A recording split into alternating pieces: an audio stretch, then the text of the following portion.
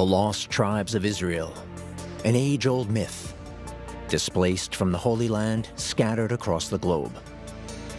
Since we were born, we told that the Lemba came out from Jerusalem. The stories can be traced back to the time of the Old Testament. These stones testify to the end of the story of the Israelite kingdom. 10 lost tribes, thousands of people. There must be something to show they existed. It is even more original than modern Judaism. Cutting-edge science on the trail of a millennia-old mystery. There are two pieces to the puzzle. One is the story, the other is genetics. If there is any truth to the myth, there must be descendants in unexpected parts of the world. Great myths of humanity. For thousands of years, they have captivated and mystified us, fueling our imaginations. But what if the legends are more than just stories? Researchers from across the globe are trying to unravel the great mysteries of history.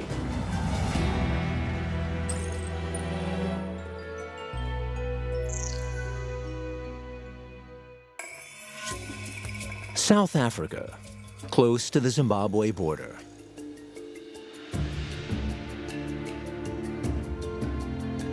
Robert Mbalengwa lives here. He belongs to the Lemba people and is a devout Jew, 6,000 kilometers from Israel. To be a Lemba, you have to follow the roots for our forefathers. They teach us how we are a child of Lemba. You don't eat pork. You have to circumcise. Saturday even I don't work. I start to work on Sunday. Rules that lie at the heart of Judaism. Robert Mbalengwa has grown up with them. It's my grandfather was told us those things. Although not officially recognized as Jews, the Lemba practice Jewish customs. They celebrate the Sabbath in the open air.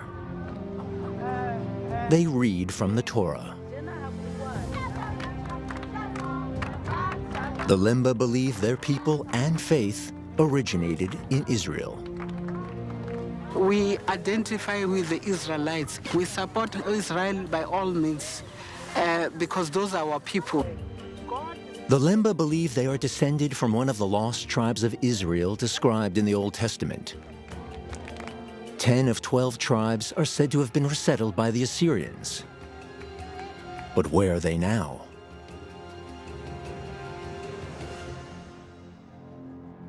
According to legend, Jewish groups once crossed Africa to Zimbabwe and South Africa.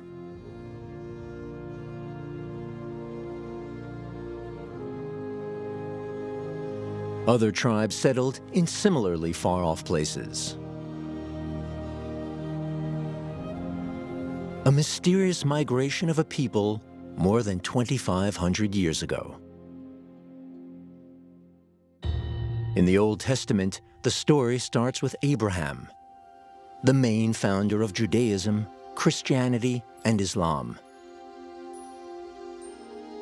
His grandson Jacob, also named Israel, is the founding father of the Jewish people.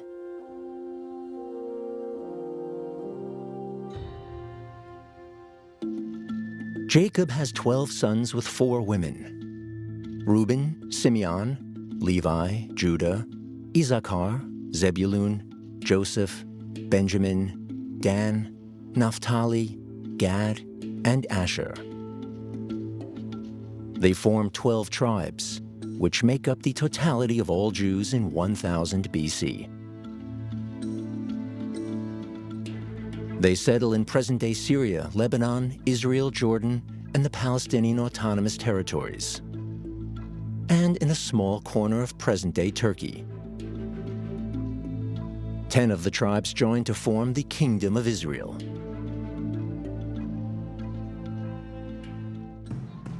But the Jewish alliance is threatened by a major power. In the 8th century BC, Assyrian troops conquer the Kingdom of Israel.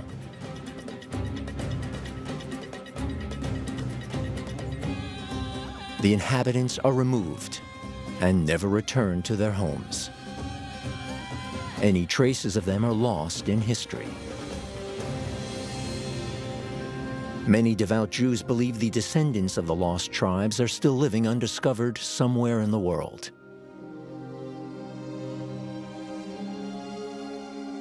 The Old Testament tells us that after the Exodus, some ventured out to distant lands to return home one day.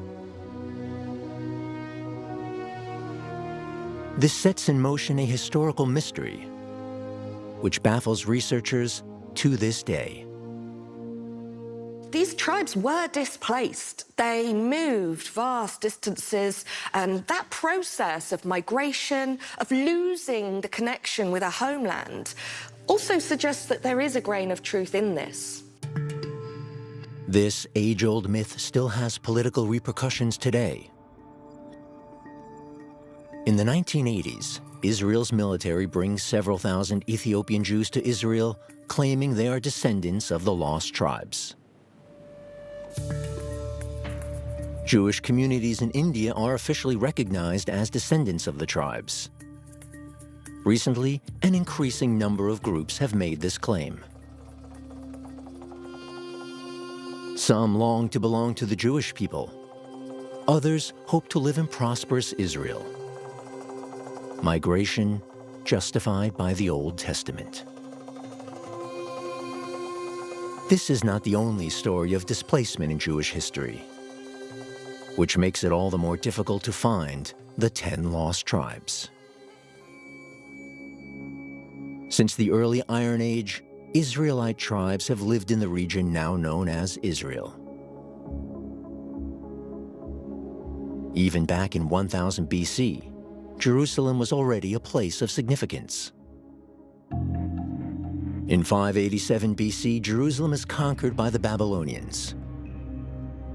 Nebuchadnezzar II's troops destroy the first temple. Thousands of Jews are forced to leave their homes and are removed once again, this time in Babylonian captivity. It is only decades later that the descendants of the displaced Jews are able to return from Babylon to their homes. In 515 BC, a new temple is built in Jerusalem. For more than 5 centuries, Jewish culture and religion flourish in the region.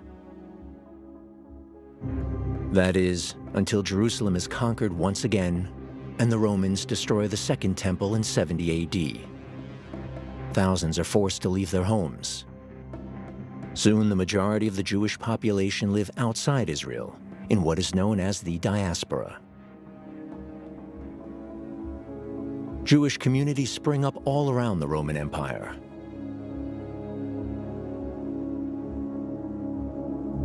Sephardic Jews settle in southern Europe and the Iberian Peninsula, while Ashkenazi Jews put down roots in Central and Eastern Europe. Mizrahi Jews can be found in the Middle East and North Africa. The exodus even extends to India, where the first Jewish communities also emerge.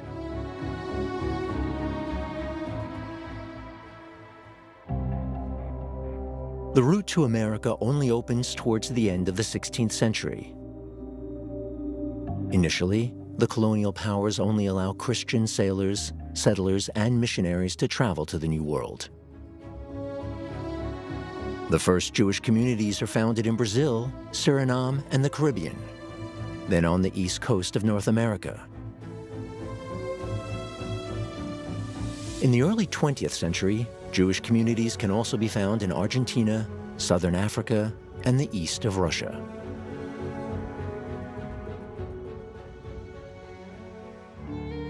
After the Holocaust, many survivors seek refuge in their former home country. On May 14, 1948, the State of Israel is founded. Returning to the Holy Land after more than 2 millennia of forced diaspora in distant countries. Ancestry is at the heart of Jewish identity. It is rare for members of other religions to convert to Judaism. A Jew is generally somebody born to a Jewish mother. The longer the line of descent, the better. People are always trying to make sense of who they are, their place in the world, and the history of how they came to be. And so I think the idea that you could be part of these lost tribes can be appealing because it adds this deep history to your life. And of course, you could see yourself as part of a group of chosen people. For many, the lost tribes are more than just a legend. Any descendants are invariably Jewish. This is another reason why scientists are looking for evidence all around the world. Place names from the Old Testament are considered promising leads. In the former territory of the Kingdom of Israel lie the ruins of several biblical cities, and one of the most significant excavation sites in Israel, Tel Megiddo.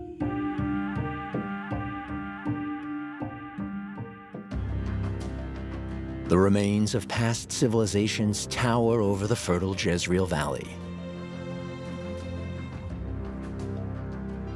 It is here that archaeologist Aaron Ari is looking for evidence to support the story from the Old Testament.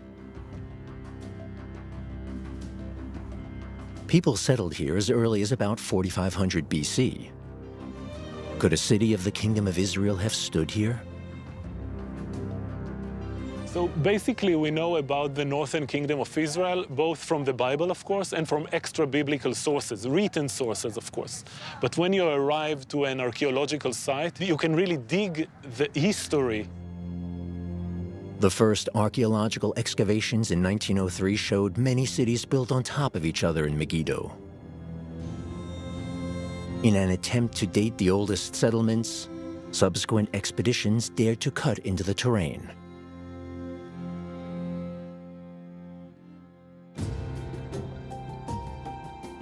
The incision reveals layers piled on top of one another like a cake. People settled here time and again.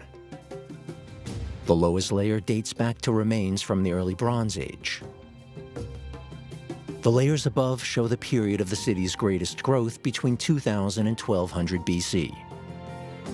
At the very top, there are stones from the Iron Age, almost 3,000 years old, a settlement from the time of the tribes. Are there any signs of the next part of the legend? The military attack by the Assyrians? Aaron Ari climbs down to the lowest point of the site, 35 meters below the city as it stands today. Here, a 70-meter-long tunnel leads to the most important place in Israelite Megiddo, access to fresh drinking water. The spring was outside of the city, naturally. It came out in a natural cave, and the settlers of the site knew about him for thousands of years. But during the Israelite period, let's say about the 9th or the 8th century BCE, they decided to construct this amazing and very sophisticated water system. The Israelites of the Kingdom of Israel guided the water through the tunnel to inside the city walls, an absolute necessity in troubled times. The fact that the spring is outside of the city wall, but the water is going inside and they are blocking the natural cave here, says that they were ready for war times. A war against an all-powerful opponent.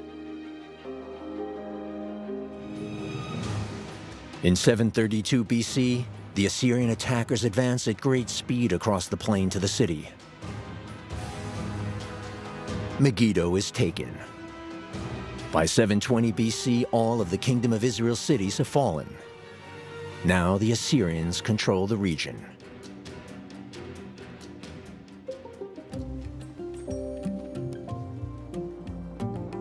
In Megiddo, Aaron Ari looks for evidence in the ruins of the Israelite city. You can really feel here the monumentality of this structure. It's not an Israelite dwelling, so we are standing on the central courtyard of one of 3 Assyrian palaces that were constructed here in the capital of the Assyrian district of Megiddo. Using the foundations as well as literary sources, the archaeologists are able to reconstruct the building on a computer. The temple's design and size are very different from the more modest Israelite buildings in the surrounding area. The Megiddo temple resembles the Assyrian temples in Nineveh, or Assur, in present-day Iraq. The excavations in Megiddo corroborate the legend of the lost tribes. A Jewish group once lived here, and it was here that the Assyrians defeated them. Basically, these stones testify to the end of the story of the Israelite kingdom. But what then happened to the people of the Kingdom of Israel? Did they really survive, as the Bible claims? In London, historian Tudor Parfitt is looking for sources to support this theory. With over 1.3 million books, the School of Oriental and African Studies Library offers one of the largest collections of knowledge on the region. The documents the professor is interested in are stored in the museum's archive. Down in the basement, there are valuable manuscripts, rare editions, maps, and an extensive collection of photographs. What can they tell us about the fate of the lost tribes? Details of a mural from the ancient city of Lachish show us how the Assyrians treated people from the regions they conquered.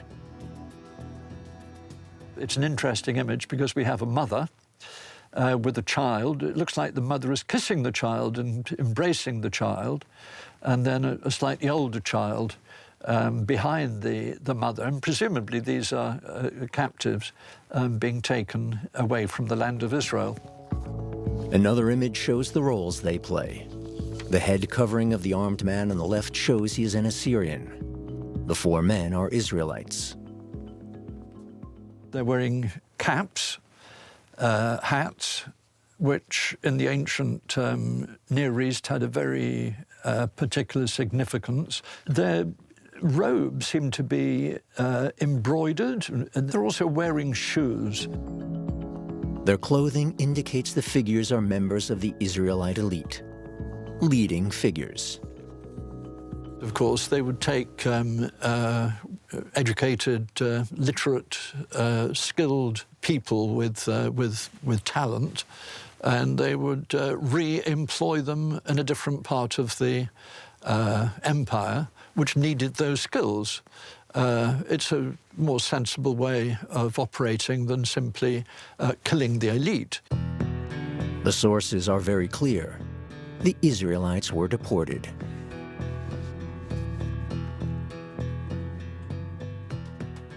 We have a series of hard facts, and it would be completely wrong to say there's no such thing as the lost tribes.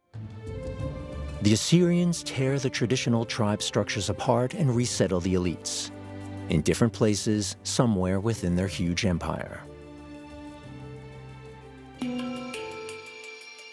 By the mid-8th century, the Assyrian Empire's reach is greater than ever before, stretching from present-day Turkey in the north to the Persian Gulf in the east and Egypt in the west. While the northern 10 of 12 tribes of Israel are forced to leave their homes, the remaining 2, Judah and Benjamin, are spared. In return for paying high tributes, they are allowed to remain in their settlement areas with the city of Jerusalem. Jerusalem, the capital of the former Kingdom of Judah. The remains of the Second Temple become the central place of the Jewish faith, the Wailing Wall.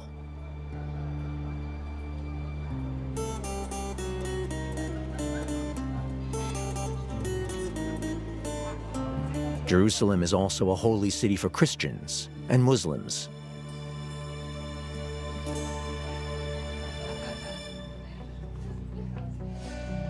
Not far from the Old City, anthropologist Shalva Weil is collecting information on the 10 lost tribes. She is convinced that the remaining tribes of Judah and Benjamin kept the memory of their exiled people alive. 10 tribes were exiled, so everybody knew that their relatives had gone off somewhere else. Everybody knew because cities were empty. They took hostages away. But where were they taken? In the Old Testament, the prophets Ezekiel and Isaiah speak about where the exiles might be found.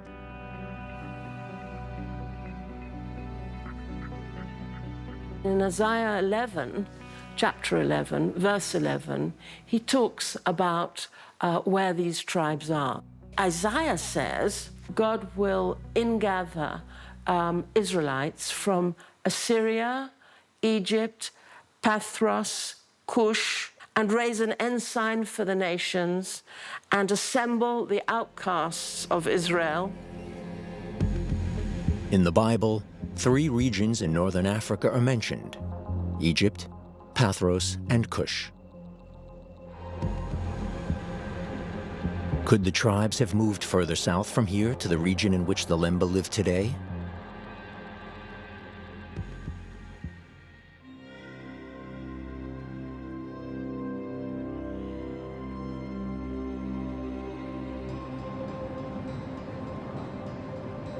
In Johannesburg, anthropologist Edith Bruder hopes to get to the bottom of the myth. She specializes in Jewish faith in Africa. The Lemba are a very special case for her. Il y a 20 ans, je suis tombée par hasard sur une I heard about the Lemba in South Africa 20 years ago by accident. Et j'ai été frappée par le I was surprised to learn they believe their ancestors were Hebrews. que leurs ancêtres étaient des Hébreux. She has arranged to meet a young Lemba in the Glen Hazel Quarter. The place they meet looks much like the other houses on the street. But a piece of parchment on the doorpost, known as a mezuzah, tells us that this is a Jewish place. Oded Maramwidze hopes to become the first Lemba rabbi. But is he really a descendant of the lost tribes?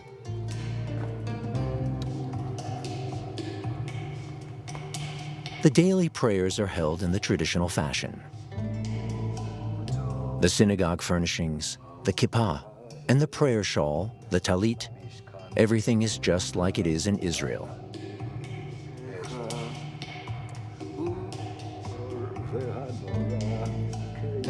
For the young Lemba, this is the legacy of his ancestors.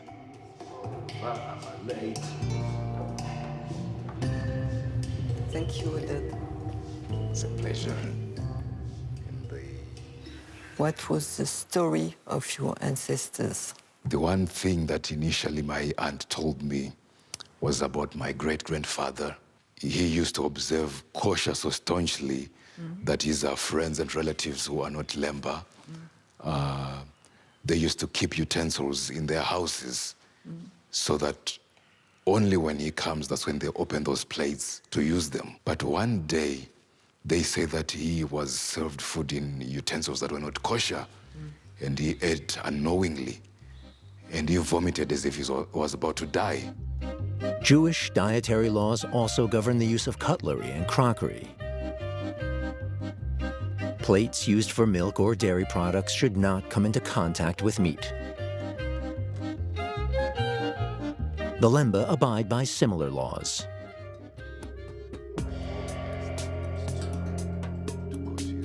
The researcher is also interested in social rules.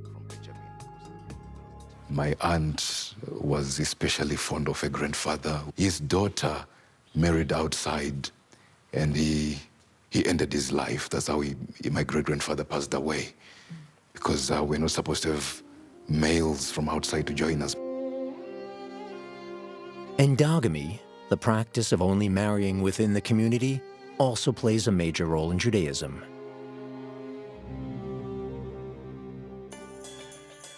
It is possible to convert, but it is a lengthy and difficult process.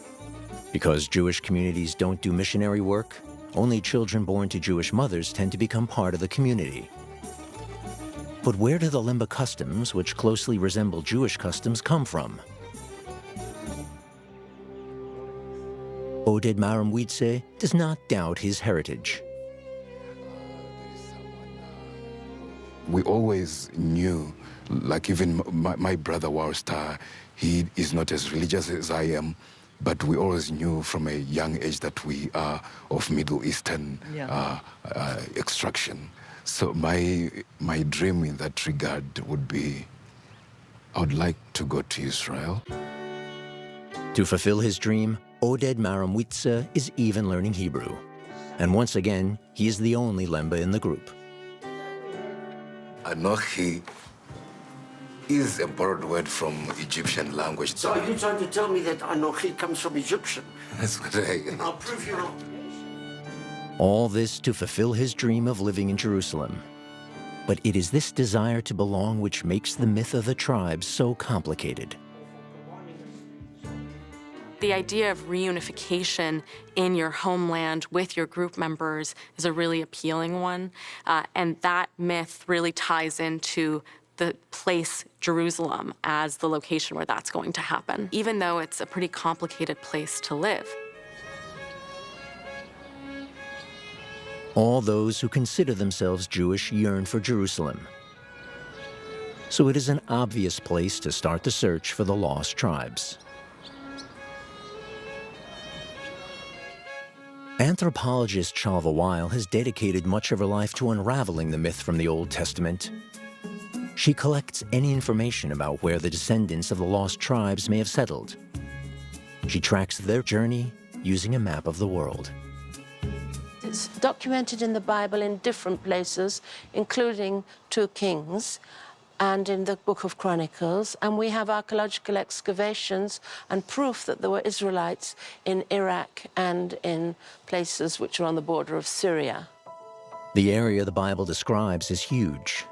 It stretches from Iraq in the east to the Arabian Peninsula in the south and Egypt in the southwest. The journey continues from here. But the stories Shalva Weil has compiled do not point in any clear direction. Just go everywhere, everywhere, everywhere, everywhere, everywhere, everywhere, everywhere. In addition to solid evidence like the Lemba, there's a lot of wild speculation. Christian missionaries plant the idea that Japanese samurai are the descendants of the lost tribes. They suggest the famous Shinto shrines resemble Israeli temples, and the name samurai comes from Samaria, the last capital of the Kingdom of Israel. But the samurai can only be traced back to around the 8th century AD. And their name is derived from the Japanese word for servant, saburai. Descendants of the 10 tribes are also believed to be in Northern Europe. The Danish people from Denmark developed this myth that they are the tribe of Dan, Mark. In the Bible, Dan is the 5th son of Jacob. But neither old Danish traditions or DNA comparisons can confirm this theory. When Europeans familiar with the Bible arrive on the American continent in the 16th and 17th centuries, they believe the indigenous people to be the descendants of the lost tribes of Israel. At that time, what is written in the Bible is considered historical fact.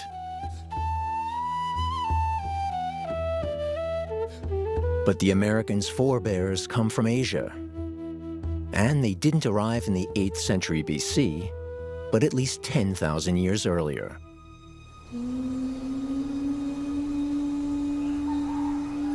The Gogodala people in Papua New Guinea. They also believe they are descended from ancient Hebrew migrants. They ask historian Tudor Parfitt to research their history.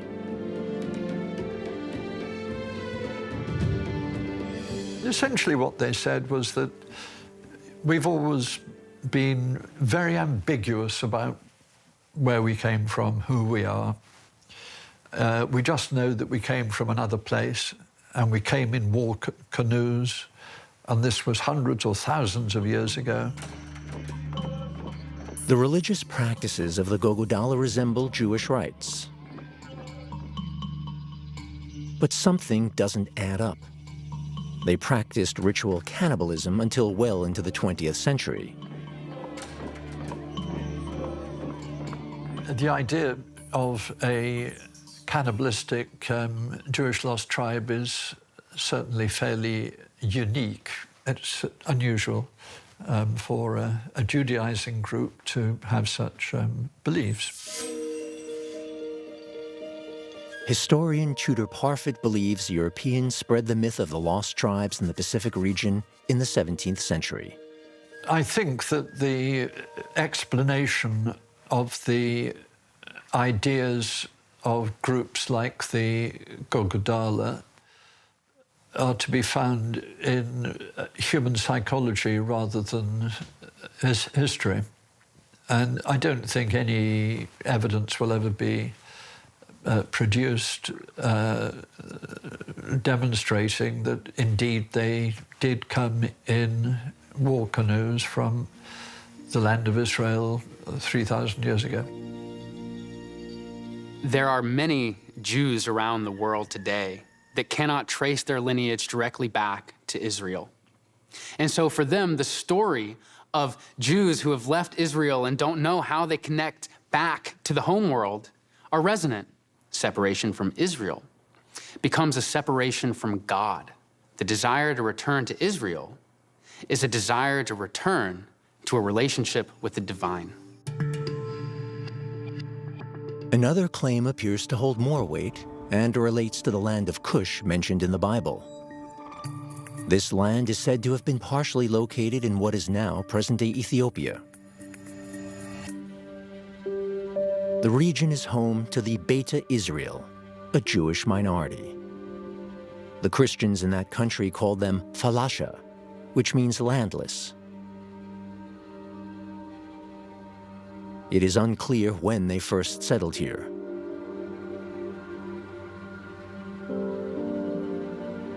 Throughout the 20th century, they are increasingly persecuted in Ethiopia.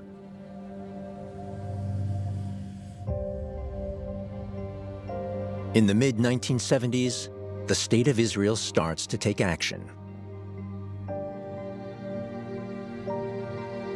In sometimes daring operations, the Israeli Secret Service Mossad smuggles thousands of Ethiopian Jews out of the country to Israel. By boat across the Red Sea, and later by plane.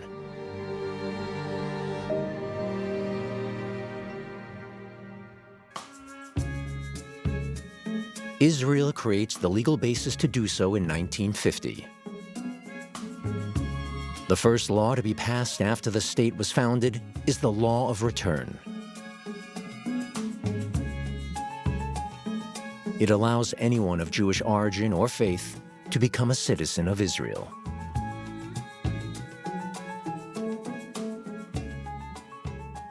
The Law of Return is a standing invitation for estranged Jews to return to their homeworld. The High Rabbi has to recognize the parents, the whole culture, the whole tradition, but if it is determined that there is a real historical expression of this mythic story of lost tribes, then it won't just be one or two people that can come back to Israel. The entire community will be invited back. In 1975, High Rabbi Ovadia Yosef officially declares Ethiopian Jews to be descendants of the lost tribe of Dan.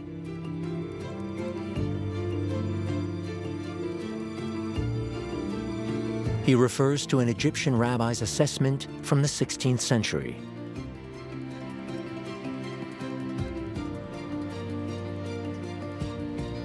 Are the Beta Israel proof that the descendants of the lost tribes still exist?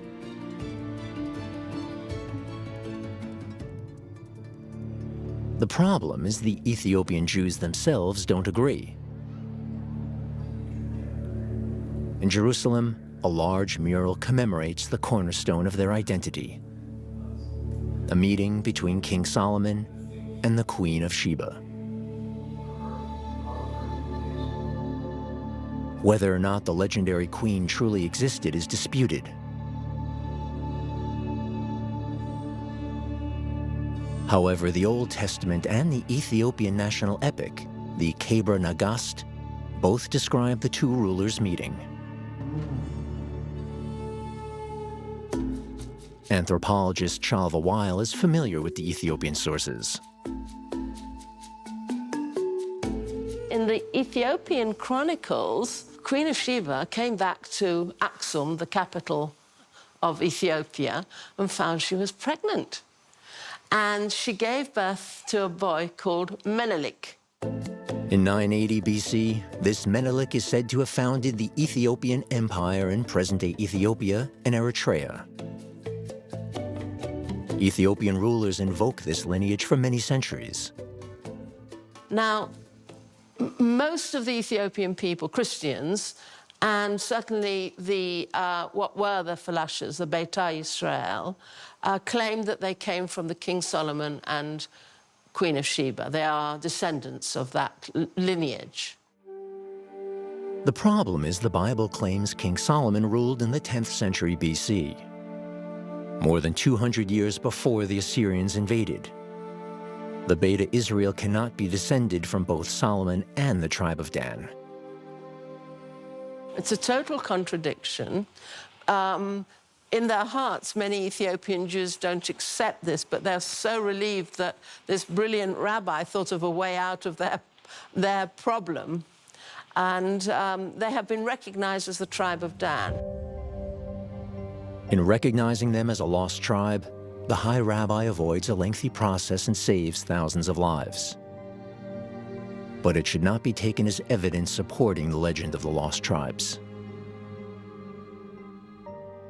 Now, we can't possibly find written proof to back up all of these claims. So what historians must do is to look at cultural practices, at religious actions and rituals, to see if they can be related to something which we do know has a Jewish tradition, but which has survived the centuries. And indeed, there are cases where traces of Jewish heritage can be found in surprisingly far-off places. Anthropologist Edith Bruder travels to the north of South Africa, the home of the Lemba. The city of Thohoyandou lies 6 hours by car from Johannesburg. Many of the 50,000 Lemba live here. The anthropologist hopes to find clues to their ancestry in the way they live. Jewish rites could have developed very differently in Africa than in Jerusalem. In the village of Chamoutilikwa, Edith Bruder and religious scholar Magdel Leroux attend the Sabbath celebration of a small Lemba community. Do the Lemba celebrate the Sabbath as might be expected from descendants of Israelite tribes?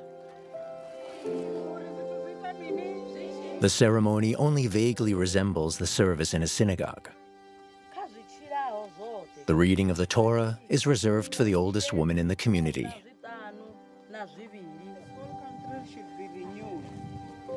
There are no fixed traditional rules here, as is the case in Judaism.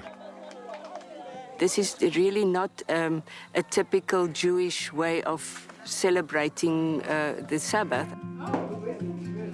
And something else stands out. Typically, work of any kind is forbidden on the Sabbath. Cutting wood or cooking on the day of rest is unimaginable for Orthodox Jews. But for the Lemba, this is part of the celebration.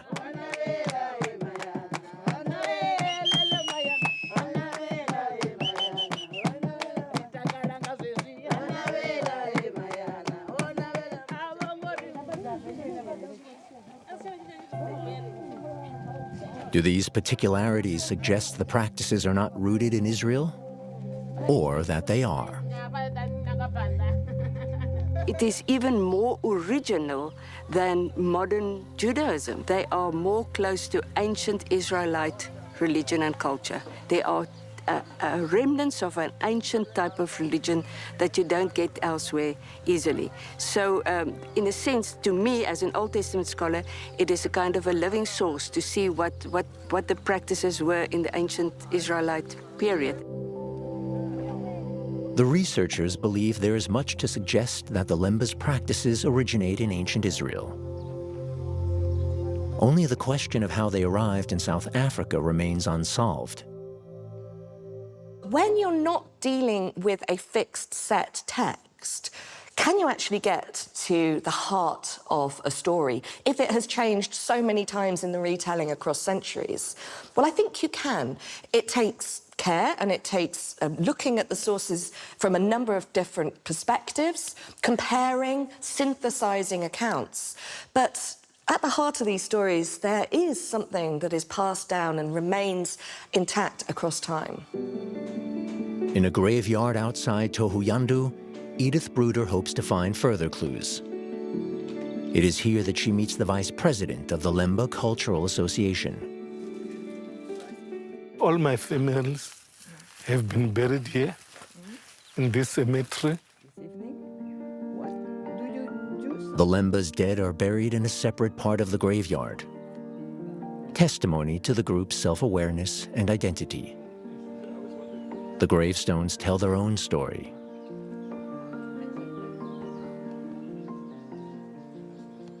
If you go to any graveyard, the moment you just see Star of David, you must know that it's a Lemba. As opposed to the rest of the graveyard, the Lemba's graves lie in parallel. They all face the same direction. The head must face north, remembering where we are coming from Senna.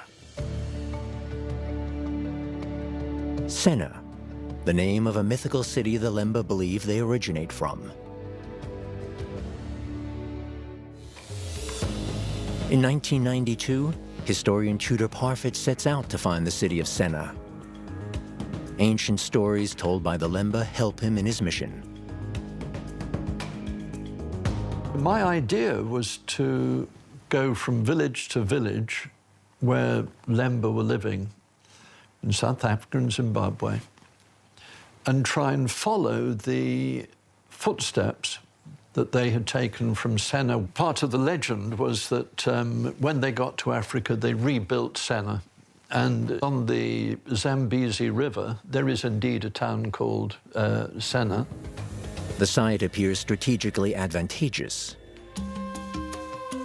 Senna is located in Mozambique, on the Zambezi River, connecting it to the ancient trade routes via the Indian Ocean. For historians, a clue as to where the Lemba's ancestors might have come from the Arabic Peninsula, from present-day Yemen.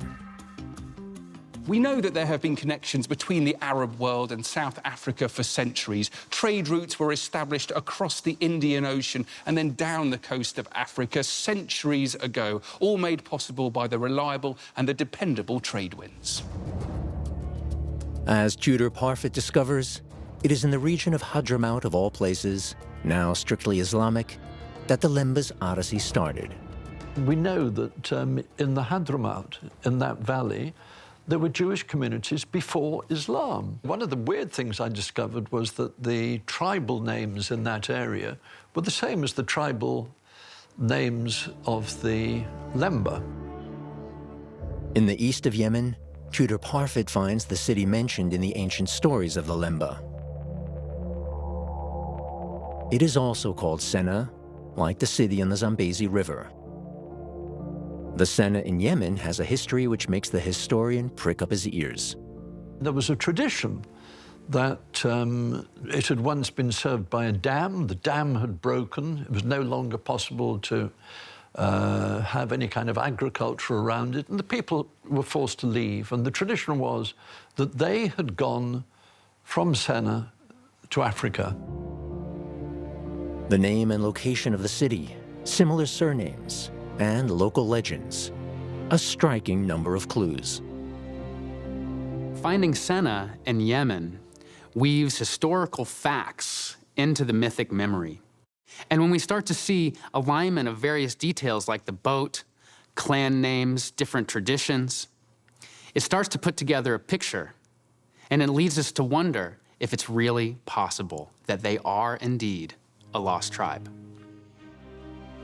Historian Tudor Parfitt believes that the Lemba's forebears are Arab Jewish traders from Yemen who initially settled on Africa's coast.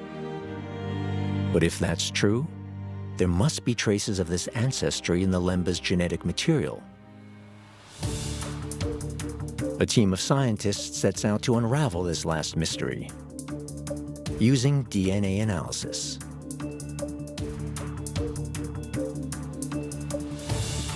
Is it possible to prove kinship between modern Lemba and Israelis? 3,000 years after the groups were separated?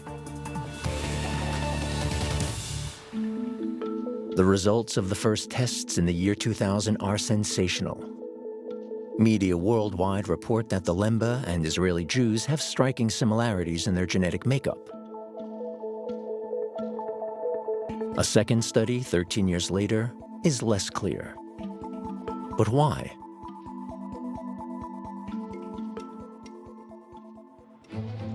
In Leipzig, employees at the Max Planck Institute for Evolutionary Anthropology hope they can answer this question. Stefan Schiffels is an archaeogeneticist. He uses DNA to research human origins. Within human variability, we know the places in the genome that are variable. Humans differ in well over 3 million places in their genetic makeup. The closer their kinship, the greater the number of matches. Analyzing the data makes it possible to identify regions of origin. Over millennia, slight differences develop between people who live on one half of the globe and people who live on the other. And the closer you look, the more subtle the differences are within continents. Researchers have therefore set up databases. These show which genetic features crop up most often in which regions. For example, let's say I have reference points around the world colored red, yellow, and blue, and I have somebody with a purple profile. Then I know, okay, it must be a mixture of red and blue. And it works much like that with genetics, just on a much larger scale. But how reliable is this method? And what are its limits? Hopefully, an experiment can answer this question. 3 volunteers send in DNA samples for analysis.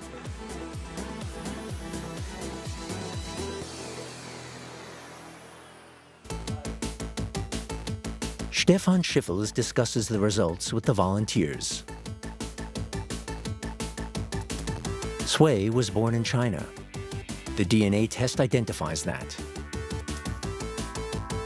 According to the test, almost 70% of our ancestors come from China, 20% from Mongolia.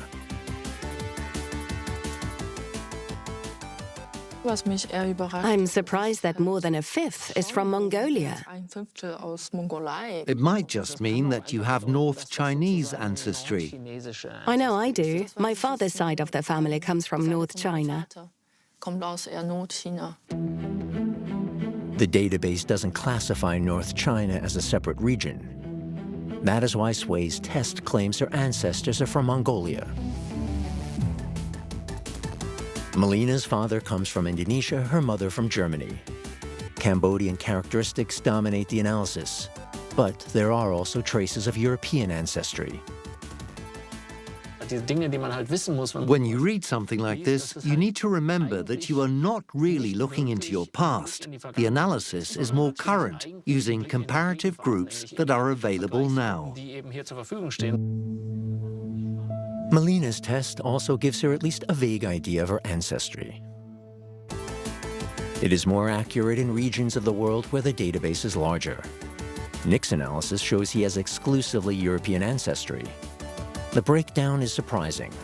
Over 5% of his ancestors are Ashkenazi Jews from Eastern Europe. Of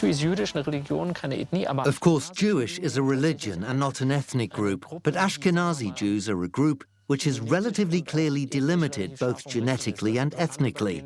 What's interesting is that the group has a very specific makeup, incorporating a Middle Eastern component and a European component. Due to rules surrounding marriage, Jews tend to have more genetic matches with one another than with their geographical neighbors. The DNA analysis has identified the genetic makeup of all 3 volunteers. The researchers in Leipzig hope to be able to unravel the mystery surrounding the Lemba ancestry as well. The series of tests have so far yielded contradictory results. How should they be evaluated today? Initially, it was just about characterizing the genetic diversity in the Lemba, and at the same time, they particularly looked at the Y chromosome. Among the Lemba, as well as in Judaism in general, there is a clan of priests who pass on their position and surname from father to son. The Kohanim in Israel and the Buba clan among the Lemba. The researchers specifically searched for matches in the descendants of these 2 groups and found similarities in the Y chromosome. But there's a problem. These similarities can be identified throughout the Middle East. The hope was that the study could be broken down even further. So you could say that's not just somebody from the Middle East, but a very specific group in Israel. But that isn't something that ended up happening. Despite this, the tests clearly indicate the Lemba originate from north of the Sahara.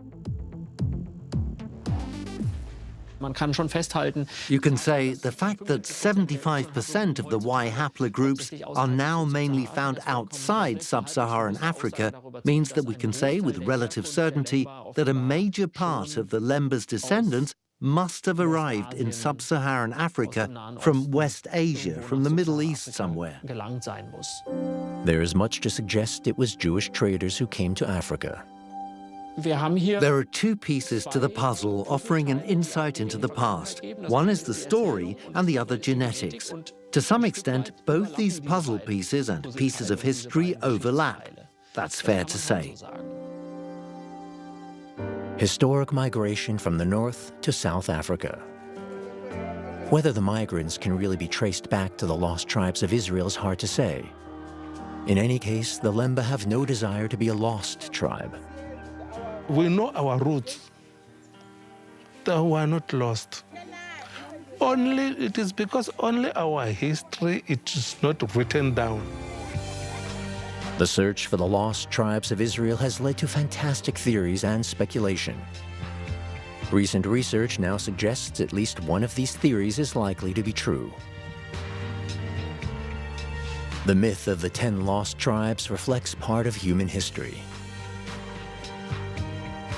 It starts with a crime committed by Assyrian conquerors and the first of many expulsions from Israel.